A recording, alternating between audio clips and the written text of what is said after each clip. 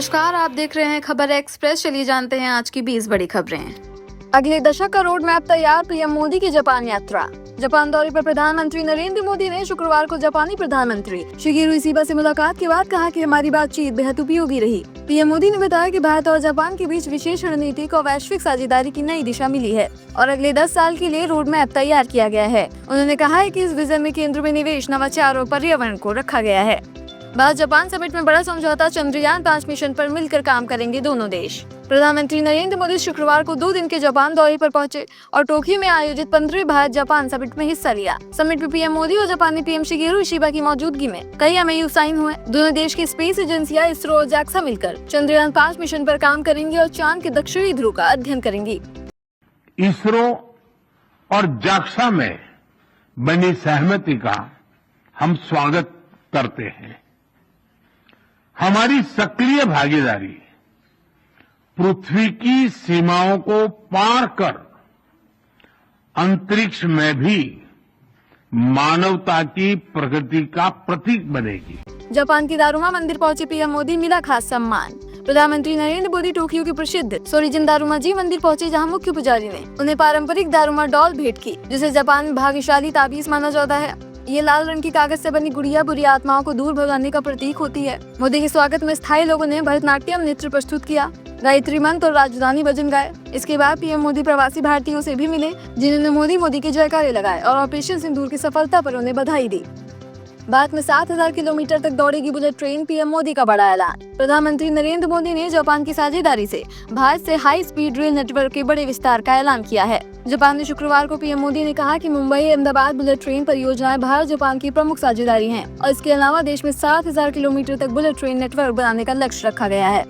Japan से भारत को 6 लाख करोड़ का निवेश, पीएम मोदी का ऐलान। प्रधानमंत्री नरेंद्र मोदी के जापान दौरे पर बड़ा ऐलान हुआ है। पीएम मोदी ने बताया है कि जापान अगले 10 वर्षों में भारत में 10 ट्रिलियन येन यानी करीब 6 लाख करोड़ का निवेश करेगा। विदेश मंत्रालय ने स्पष्ट किया है कि ये जापान के निजी निवेश का लक्ष्य है। मोदी ने कहा है कि इस निवेश से भारत और जापान के छोटे मझोले उद्योगों और स्टार्टअप को जोड़ने पर खास ध्यान दिया जाएगा। पटना में बीजेपी कांग्रेस कार्यकर्ताओं के बीच भिड़ंत, लाठी डंडे और पथराव।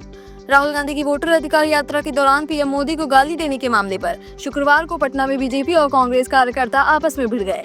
बीजेपी कार्यकर्ता कांग्रेस ऑफिस के बाहर नारेबाजी कर रहे थे, तभी कांग्रेस कार्यकर्ता भी नारेबाजी करने लगे और देखते ही देखते दोनों पक्षों में लाठी डंडे और ईंट पत्थर चलने लगे। पुलिस ने मौके पर पहुंचकर बीजेपी कार्यकर्ताओं को खदेड़ा, वहीं कांग्रेस कार्यकर्ता सड़क पर बैठ कर प्रदर्शन करने लगे, जिन्हें बाद में हटाया गया। मुजफ्फरपुर में कांग्रेस दफ्तर का घेराव हुआ। आरा में पुतला दहन के दौरान भी दोनों दलों में टकराव हुआ। बीजेपी नेता रूप नारायण मेहता ने थाने में शिकायत दर्ज कर कांग्रेस कार्यकर्ताओं पर जानलेवा हमले का आरोप लगाया है।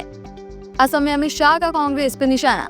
केंद्रीय गृह मंत्री अमित शाह ने असम दौरे के दौरान कांग्रेस पर निशाना साधते हुए कहा कि बिहार में कांग्रेस ने प्रधानमंत्री मोदी और उनकी दिवंगत मां के लिए अपशब्द कहे, जो जनता का समर्थन न मिलने का सबूत है। गुवाहाटी में शाह ने कहा कि मोदी जी की माता जी ने गरीब घर में अपने बच्चों को संस्कारी बनाकर पाला है और उनका बेटा आज पूरे विश्व में ख्याति पा रहा है। उन्होंने राहुल गांधी से मांग की कि वे मोदी जी और उनकी दिवंगत मां के लिए कहे गए शब्दों पर माफी मांगे।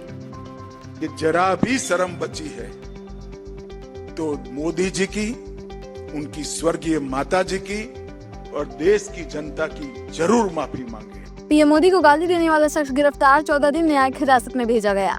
बिहार के दरभंगा में इंडिया ब्लॉक की सभा में प्रधानमंत्री नरेंद्र मोदी को मां की गाली देने वाले मोहम्मद रिजवी को पुलिस ने गिरफ्तार कर लिया है। कोर्ट ने इसे 14 दिन की न्यायिक हिरासत में जेल भेज दिया है। वहीं इस मामले में दूसरा आरोपी मोहम्मद नौसाद जिला छोड़कर फरार हो गया है, जिसकी तलाश पुलिस कर रही है। बता दें कि इस घटना को लेकर पटना में कांग्रेस सांसद राहुल गांधी के खिलाफ बीजेपी नेताओं ने FIR भी दर्ज कराई थी।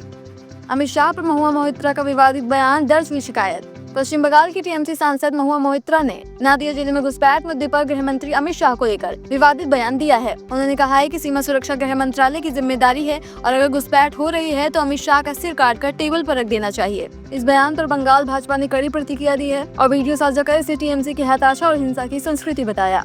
सिवनी में टीचर की क्रूरता, दूसरी कक्षा के छात्र की पीठ पर गहरा घाव। मध्य प्रदेश के सिवनी में दूसरी कक्षा के छात्र से अमानवीय बर्ताव का मामला सामने आया है। शासकीय प्राथमिक स्कूल अर्जुनी में टीचर महेश चौधरी ने 26 अगस्त को बच्चे का पहले मुंह दबाया और फिर रीढ़ की हड्डी पर छड़ी अड़ाकर दबाव डाला, जिससे उसकी पीठ पर गहरा घाव हो गया। घटना का वीडियो गुरुवार को सामने आया है और आरोपी टीचर को सस्पेंड कर दिया गया है। अंतरिक्ष से लौटे एस्ट्रोनॉट शुभांशु शुक्ला का लखनऊ में परिवार ने किया स्वागत। भारतीय एस्ट्रोनॉट शुभांशु शुक्ला शुक्रवार सुबह पहली बार लखनऊ में अपने घर पहुंचे, जहां परिवार ने फूल माला और गले लगकर उनका भव्य स्वागत किया।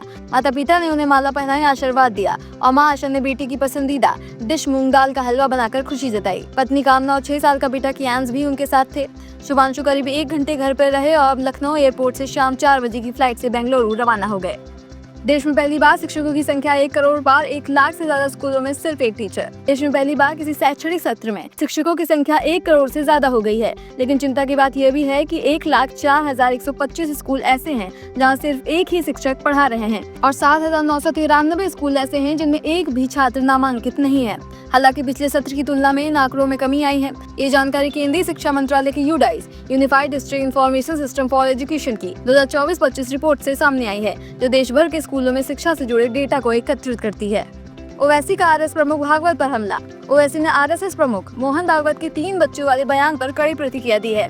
ओवैसी ने कहा कि भारतीय महिलाओं पर 3 बच्चों का बोझ डालना गलत है और ये उनका निजी मामला है। उन्होंने सवाल उठाया है कि आरएसएस को लोगों के परिवार और निजी जीवन में दखल देने का क्या अधिकार है। ओवैसी ने आरोप लगाया है कि एक तरफ आरएसएस का कहना है कि वह धार्मिक आधार पर हमला नहीं करता, लेकिन दूसरी ओर मुस्लिम को लेकर आपत्तिजनक शब्दों का इस्तेमाल किया जाता है। दरअसल मोहन भागवत ने 28 अगस्त को दिल्ली में कहा था कि परिवारों में 3 बच्चे होने चाहिए ताकि विकास और संतुलन बना रहे, क्योंकि जन्म दर पर गिरावट खासकर हिंदुओं में तेजी से हो रही है।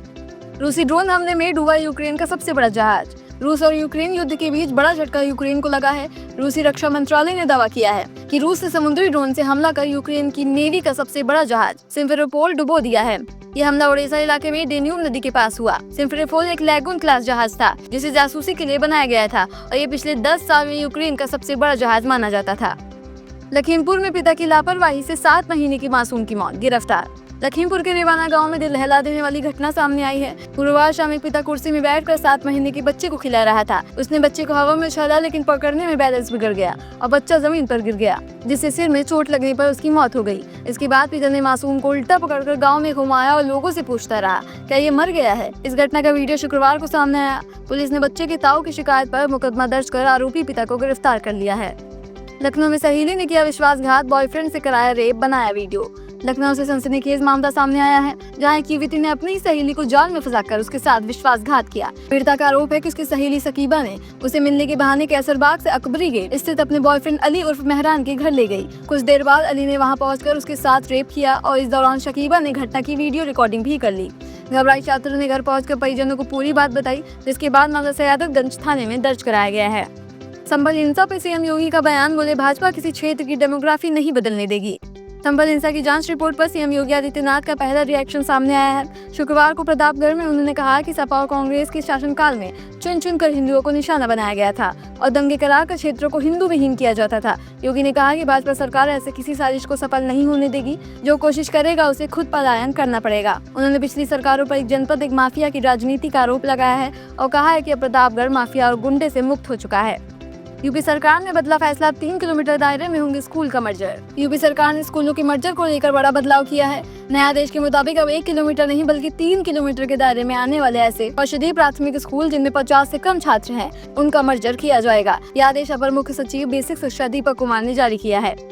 Neeraj Chopra diamond league final में दूसरे स्थान पर, जूनियर लेबर बने चैंपियन। जीरिक में हुए डायमंड लीग 2025 के फाइनल में भारत के स्टार जैवलिन थ्रोअर 2 बार के ओलंपिक मेडलिस्ट नीरज चोपड़ा खिताब से चूक गए। 27 साल के नीरज ने अपने आखिरी प्रयास में 85.1 मीटर का सर्वश्रेष्ठ थ्रो किया, लेकिन जर्मनी की जूलिया रेबर ने 91.51 मीटर भाला फेंककर खिताब अपने नाम कर लिया। नीरज लगातार 26 इवेंट में शीर्ष 2 में जगह बनाने का रिकॉर्ड कायम रखे हुए हैं। सनसनीखेज खुलासा, ग्रेटर नोएडा में निक्की की मौत का रहस्य। ग्रेटर नोएडा में निक्की की दुखद मौत ने पुलिस को उलझा दिया है, क्योंकि मामले में 2 बयान सामने आए हैं जो जांच को अलग अलग दिशाओं में ले जा रहे हैं। निक्की की बहन कंचन का कहना है कि जब वो कमरे से बाहर आई तो निक्की आग की लपटों में घिरी हुई थी। वहीं निक्की के पति विपिन का कहना है कि निक्की ने खुद को आग लगाई और इससे उसका कोई पछतावा नहीं है। पुलिस अब इन दोनों बयानों की सच्चाई जानने के लिए जांच कर रही है। फॉरेंसिक टीम ने विपिन के घर से कई सबूत जमा किए हैं, जिनमें लाइटर, थिनर की बोतल और फिंगरप्रिंट शामिल हैं। इसके अलावा विपिन के घर के सीसीटीवी फुटेज की डीवीआर भी जब्त की गई है, जिसे रिकवर करने की कोशिश की जा रही है। जांच में ये भी सामने आया है कि विक्की और निक्की के कमरे में एक बिस्तर जमीन पर लगा हुआ था, जो ये संकेत देता है कि उनके बीच लंबे समय से कुछ ठीक नहीं था। ये घटना अचानक गुस्से में नहीं हुई, बल्कि इसकी योजना पहले से बनाई जा रही थी। अब देखना ये है कि पुलिस इन सभी सबूतों के आधार पर क्या निष्कर्ष निकालती है और निक्की की मौत का असली सच क्या है। ये थी आज की 20 बड़ी खबरें। ऐसे ही और खबरों को जानने के लिए हमारे चैनल को सब्सक्राइब करें, लाइक करें और शेयर करें। धन्यवाद।